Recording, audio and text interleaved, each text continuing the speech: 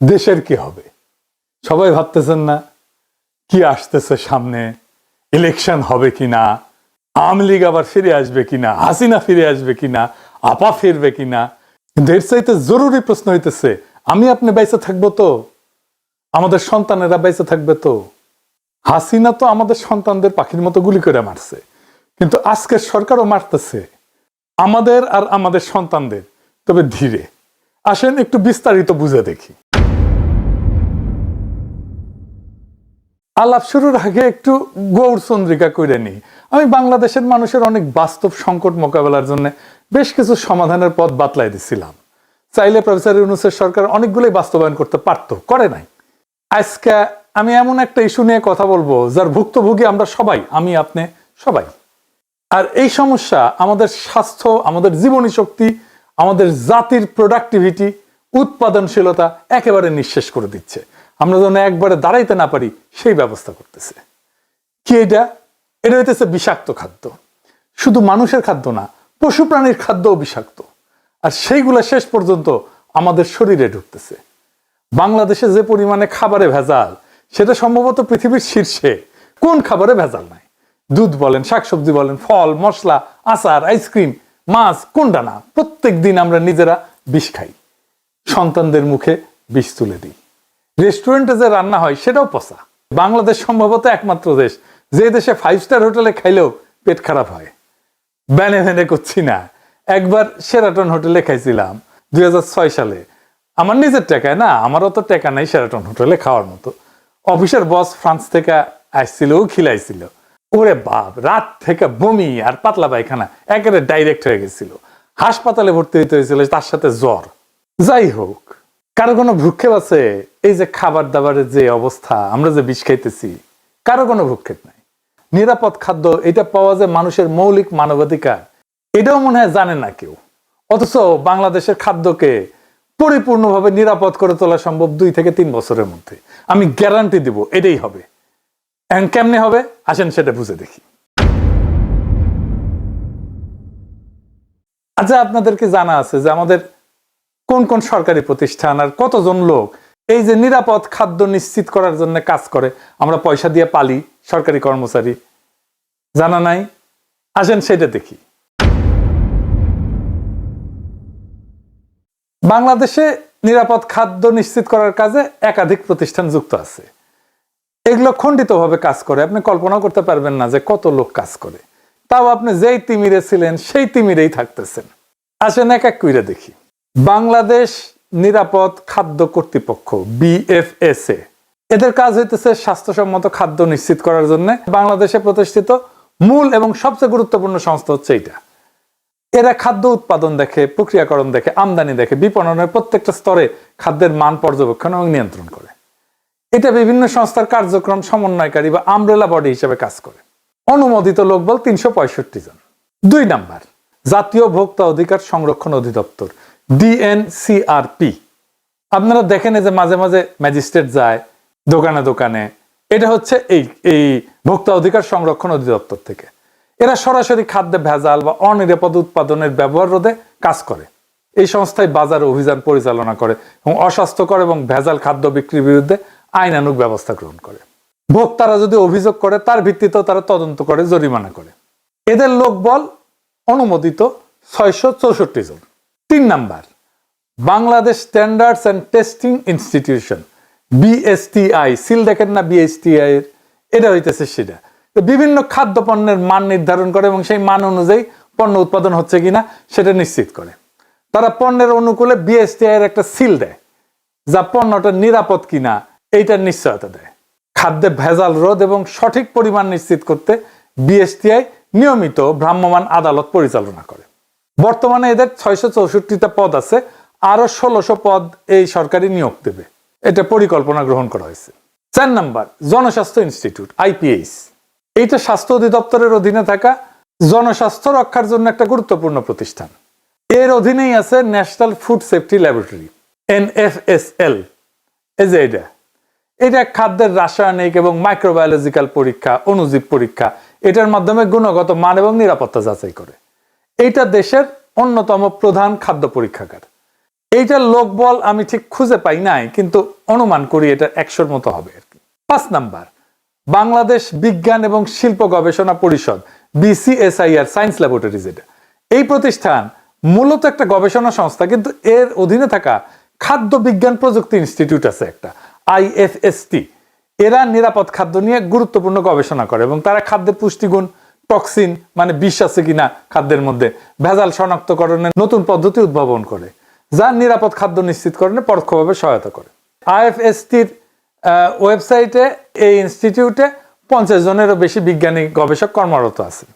তো বিজ্ঞানী গবেষক ছাড়াও তো ইনস্টিটিউটে গবেষণা সহায়তার জন্য ল্যাব টেকনিশিয়ান লাগে, প্রশাসনিক সহকারী লাগে, কর্মচারী লাগে।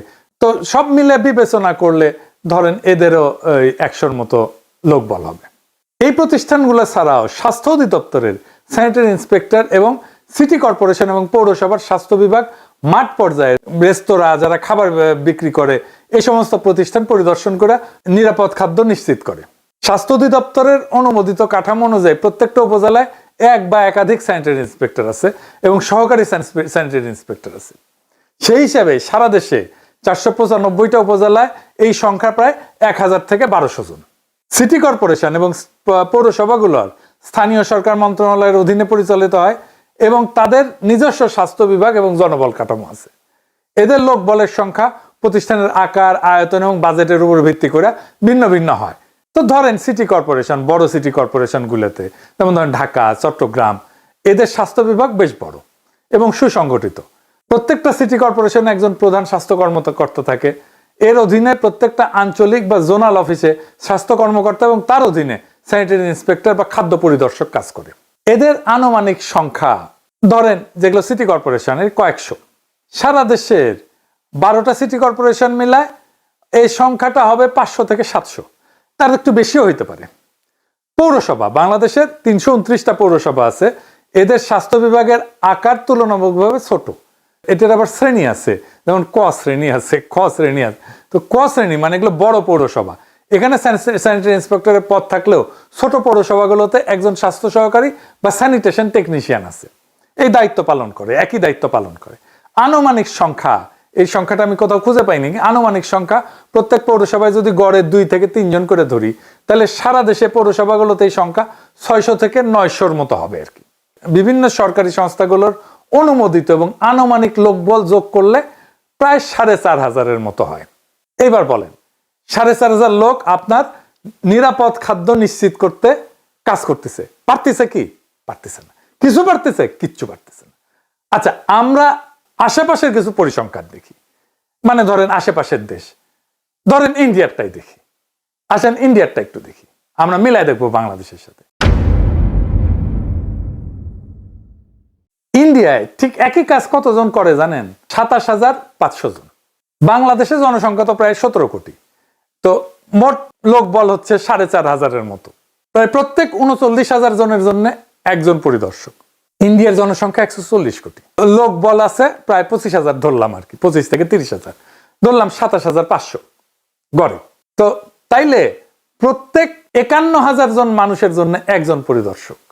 তাইলে আমাদের লোক বল ইন্ডিয়ার চাইতে বেশি। তাইলে ইন্ডিয়ার চাইতে কি খাদ্য আমাদের দেশে বেশি নিরাপদ? আসেন সেটা দেখি। ইন্ডিয়া একটা গবেষণা হয়েছিল এবং পাওয়া গেছে যে 42% খাবারে ভেজাল পাওয়া গেছে। তার মানে 58% খাবার ভালো। আমাদের দেশে ভেজাল কত? 76% খাবারে ভেজাল, মানে 24% খাবার ভালো। তাহলে আমাদের এই 4500 লোক বল কি বাল ফেলাইতেছে? কিচ্ছু না। অন্তত ইন্ডিয়া স্ট্যান্ডার্ড তো মেনটেন করবে। কি ভয়াবহ অবস্থা বিরাজ করতেছে দেখেন। তাহলে এখান থেকে উত্তরণের পথ কি?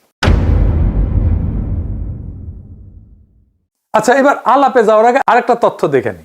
আমেরিকাতে কতজন কাজ করে নিরাপদ খাদ্য নিয়ে কাজ করতে? 5,500। যুক্তরাষ্ট্রে জনসংখ্যার হিসাবে প্রত্যেক 61,000 জনে একজন খাদ্য পরিদর্শক কাজ করে, একজন খাদ্যকর্মী। মানে আমরা আমেরিকার চাইতে বেশি লোক নিয়ে আমরা কিছুই করতে পারতেছি, কিছুই করে না। এরা হয় জানে না অথবা কাজ করে না, বসে থাকে, খালি বেতন গুনে। তাইলে এগুলোর পাবলিকের ট্যাক্সের টাকায় পাইলে লাভ আছে? নাই। সরকারের কি কোনো মাথা ব্যথা আছে? নাই। যেভাবে চলতেছে চলতেছে, কেউ প্রশ্ন করে না। এটা নিয়ে যে কাজ করতে হবে সেটাও কেউ বলে না। তাইলে এখন আমাদের কি করতে হবে? এই যে জটিল অবস্থা, এই জটিল অবস্থা সামলানোর মতো প্রতিষ্ঠান আমাদের নাই। একটা প্রতিষ্ঠান আছে যেটা মোটামুটি ভালো কাজ করে, সেটা হইতেছে ড্রাগ অ্যাডমিনিস্ট্রেশন। ড্রাগ অ্যাডমিনিস্ট্রেশনকেই আমাদের মূল ইনস্টিটিউট করে সবগুলো খুচরা খাচরি যেগুলো বিভিন্ন জায়গায় ছড়াই ছিটা আছে সবগুলোকে ড্রাগ অ্যাডমিনিস্ট্রেশনের আন্ডারে আনতে হবে এবং আমাদের নাম দিতে হবে আমেরিকার মতো ফুড অ্যান্ড ড্রাগ অ্যাডমিনিস্ট্রেশন। খাদ্য এবং ওষুধের অ্যাডমিনিস্ট্রেশন, এদের এক্সপার্টাইজ আছে, দক্ষ লোক, এরা জানে কিভাবে ওষুধের মান নিয়ন্ত্রণ করতে হয় এবং এরাই পারবে খাদ্যেরও মান নিয়ন্ত্রণ করতে। তো যুক্তরাষ্ট্রে FDA কি করে আসেন একটু বুঝে দেখি।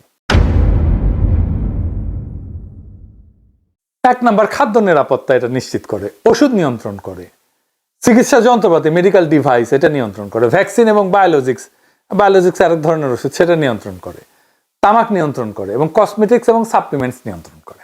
সাপ্লিমেন্টস মানে যে ভিটামিন টিটামিন এই সমস্ত, প্রোবায়োটিক ইত্যাদি ইত্যাদি। বাংলাদেশে FDA ধাঁচের একটি শক্তিশালী দপ্তর করতে হইলে জনবল ধাপে ধাপে বাড়ানো বাস্তবসম্মত। প্রথম ধাপে আমাদের যা লোক আছে সবগুলোকে একসাথে নিয়ে এসে এটার আন্ডারে রাখতে হবে এবং ফুড অ্যান্ড ড্রাগ অ্যাডমিনিস্ট্রেশন এটা স্বাস্থ্য মন্ত্রণালয় থেকে বাইর করে নিয়ে এসে এটাকে একটা স্ট্যাটিউটরি বডি করতে হবে। এইটা থাকবে প্রাইম মিনিস্টারের কার্যালয়ের অধীনে। এইখানে আমার হিসাবে মোটামুটি 10,000 লোক বল যদি আমরা দিতে পারি, 10 থেকে 11,000, তাইলে এটা খুবই ভালো কাজ করবে, একদম আমেরিকান স্ট্যান্ডার্ডে কাজ করতে পারবে। তাইলে যে সমস্ত খণ্ডভাবে খাদ্য এবং ওষুধ নিয়ন্ত্রণে বিভিন্ন সংস্থা আছে সেটাকে একটা ছাতার নিচে আনতে হবে। প্রথম ধাপে ডিরেক্টর ড্রাগ অ্যাডমিনিস্ট্রেশন DGDA এবং BFSA যেটা নিরাপদ খাদ্য কর্তৃপক্ষ, এই দুটোকে একীভূত করতে হবে, কারণ এই দুই প্রতিষ্ঠানই যথাক্রমে ওষুধ এবং খাদ্যের মূল নিয়ন্ত্রক। এরপর ধাপে ধাপে Bangladesh standards and testing institution BSTI এর পরীক্ষাগার, তার ক্ষমতা, এর মান নির্ধারণের অংশ এটা যুক্ত করা যেতে পারে, ভোক্তা অধিকার সংরক্ষণ অধিদপ্তর এটা যুক্ত করা যেতে পারে, বাজার নজরদারির অংশটা, তাহলে মাঠ পর্যায়ের কার্যক্রম শক্তিশালী হবে। তামাক নিয়ন্ত্রণ সেল এটা স্বাস্থ্য মন্ত্রণালয়েও আছে এবং শিল্প ও বাণিজ্য মন্ত্রণালয়েও আছে। তো এইটা দুই জায়গা থেকে আলাদা করে এই FDA এর আন্ডারে দিতে হবে। আর কসমেটিক্স, আমি জানি না কসমেটিক্স কেউ দেখে কিনা, কসমেটিক্স এবং সাপ্লিমেন্টস নিয়ন্ত্রণের জন্য DGDA এবং BSTI থেকে নতুন দপ্তরে স্থানান্তর করলে পুরা খাত একটা ছাতার নিচে চলে আসবে। এইভাবে ধাপে ধাপে আগাইলে বিচ্ছিন্ন সংস্থাগুলো একীভূত হয়ে একটা পূর্ণাঙ্গ food and drug administration of Bangladesh গড়ে উঠবে।